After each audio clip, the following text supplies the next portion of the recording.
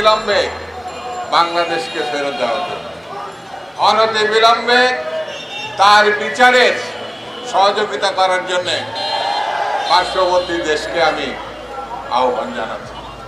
বন্ধুরা, তারা আমাদের পানিতে মারতে চায়, তারা আমাদের ভাতে মারতে চায়, তারা আমাদের মুক্তিযুদ্ধের ভাবমূর্তিকে বিনষ্ট করতে চায়, তারা গণতন্ত্রকে ধ্বংস করতে চায়।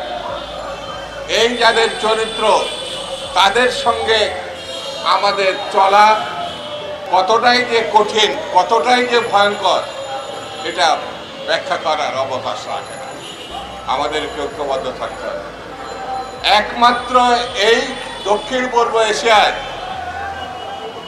বাংলাদেশ এবং বাংলাদেশি মানুষ কারোর কখনো বর্ষতা স্বীকার করেনি, না ব্রিটিশ ভারতের, না পাকিস্তানের, না ফ্যাসিবাদের কোনো ক্রীড়কের।